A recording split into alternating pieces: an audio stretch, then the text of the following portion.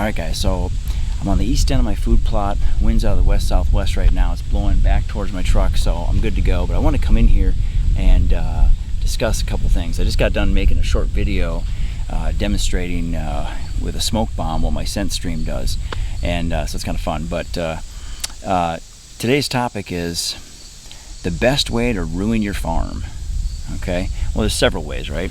So this is worth mentioning because we put a lot of time, effort, and money into food plots, and we hang stands, we cut shooting lanes, and we put out cameras, and batteries nowadays are expensive, so it never ends. It's a never-ending battle, and it's very expensive, but it's a labor of love, right? So our free time is precious. When we get out to a farm, whether you own, lease, or it's permission-based, right? Doesn't matter. Your free time is precious. So when you get out there to hunt, you want to stack the odds in your favor. And one of the ways to ruin a otherwise perfectly good quality deer hunting farm is to overhunt it. So number one, when you tap the well too often and you hunt your stands too often, you can show your hand in the game of chess, right? And that's, rifle hunting is more like checkers, bow hunting is more like chess, right? So if you're bow hunting, like the way I hunt primarily, you have to have a lot of things go right in order to get downwind so the deer don't hear, see, or smell you. And one way to ruin an otherwise really good hunting spot is to hunt the same stand or the same stands, plural, too often. And you know, every time you walk in and when you walk out, you're laying down scent, you're disturbing the area. You can walk in with the wind in your face, you can spray down, you can wash, you can shower, you can use an ozone machine, you can do all the things that you want, right? But you know, when you're walking in and when you're leaving scent, you're disturbing grass, and you're brushing up against briars and brush along the way, and you're leaving your scent stream to linger for several hours, if not a couple days, especially if you're touching things on the way in and way out. So, you know, that's why they say your best sit is always your first sit, and there's a lot of truth to that.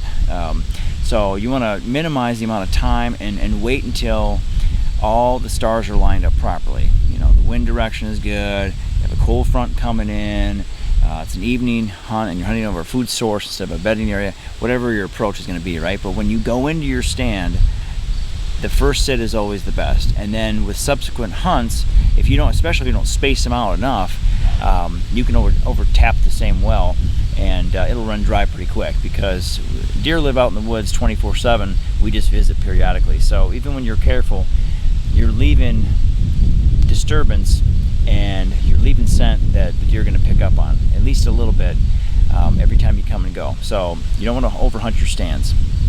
Number two, you have to hunt the wind. You know, maybe this should have been the first item on the list, but you know, hunting the wind effectively is mentioned by many hunters. It's the horse has been dead. A lot of guys have talked about it a million times, but there's a reason why.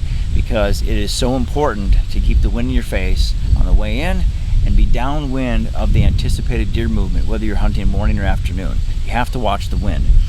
I like to use an ozone machine as an insurance policy for when, not if, but when the wind shifts. Okay, so you want to hunt the wind, and if the wind shifts throughout the season, even on a particular morning or afternoon hunt, if it starts to shift too much, 20, 30, 40, 50 degrees, 90 degrees, or 180 degrees, even worse, and blow right towards a bedding area in the morning or right towards a food source in the evening. If it's just for a minute or two, that's one thing. Early enough in the afternoon or late enough in the morning, that's fine. But if it shifts and it stays shifted, okay, and does not continue to blow in the direction that's favorable for you, and you don't get down, you're going to ruin that hunt, okay, and that's going to educate the deer on your property, right?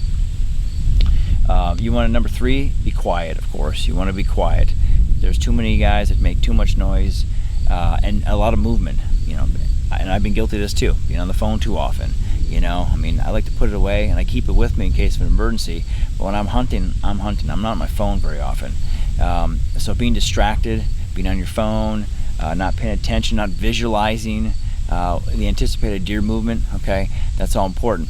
But when you're up on your stand or in the blind and you spook deer from not only your scent but from movement and from noise, and you do that too often, you're going to educate those deer, and they're going to create, like, in essence, an invisible bubble around your ground blinds and your tree stands, and that's going to hurt your farm, right? So it's really important to stay ever vigilant, mentally, physically, and pay attention at all times, because you never know. The deer could be watching you. They could be downwind. They could hear some unnatural noise that you've made. They could catch movement, and a lot of times we're not going to be alerted that the deer was nervous or that they picked you off, right? They're just going to take off, and especially those big bucks, they just kind of leave, and they don't snort and stomp, repeatedly. A lot of times, like the younger deer and the does, they just kind of exit stage left. So keep that in mind. Another thing that I would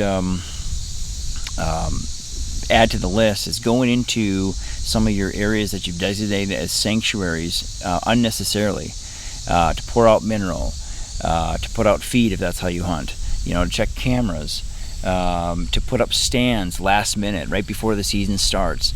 I like to do that well before the season. These stands on this farm, this is the first time I've been in here in 2.5 months. So it's middle of the day, it's really hot. My scent's going to dissipate quickly. As soon as I'm done, I'm going to get out of here. I won't be back for 3 weeks, okay? And I'm in a spot right now where I can get into and get out pretty easily and pretty quietly, pretty quickly, and effectively without disturbing the deer. And they won't be out here to feed for another 5 hours, okay? It's the middle of the day, so I can do that. But there's areas that we designate as sanctuaries that we should only go into to recover a wounded deer, or shed hunt in the winter after the season, okay, or do TSI work, okay. But there's places where the deer need to feel safe and where there's never human intrusion. I have multiple places on every farm that I hunt that I never go into for any reason other than what I just mentioned, right? And if you go into areas of your property thinking that you're not doing damage, a lot of times you are and you don't know it. Going back and forth to do unnecessary things that are not absolutely crucial, you're going to educate the animals, okay?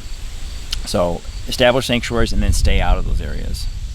All right, so like I said, I just want to mention a couple tips there, and hopefully if you apply some of that on your property this year, it'll help improve your success of the season.